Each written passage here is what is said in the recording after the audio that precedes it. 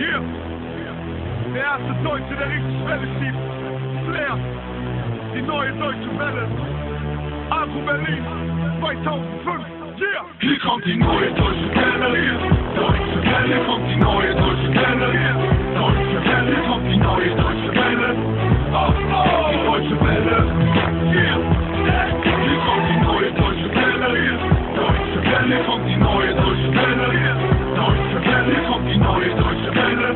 Oh, oh, die deutsche Welle. Yeah.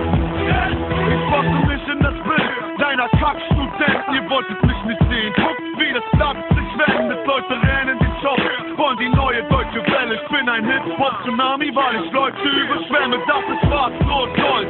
Hart und stolz, man sieht mir nicht an. Doch glaubt mir, meine Mom ist stolz. Es macht Klick, Klack, Klänge, schiebt der Deutsche in den Kopf. Komm nach Berlin und so sitzen sich die Leute hier boxen. Das ist normal.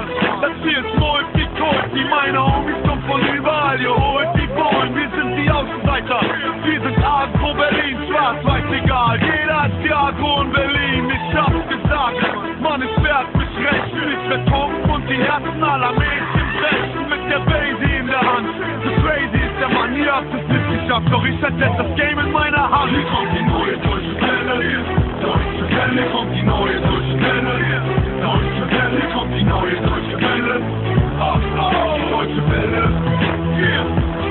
Hier kommt die neue deutsche Welle. Deutsche Welle, kommt die neue deutsche Welle. Deutsche Welle, kommt die neue deutsche Welle. Oh, oh, die deutsche Welle. Yeah. Ein deutscher Schießwelle, jetzt bin ich endlich am Rappen. Und jahrelang war es cooler, blöd auf Englisch zu rappen. Eine neue Ära beginnt, das ist wie Volksmusik. Die Medien boykottieren mich, doch ich werd vom Volk geliebt.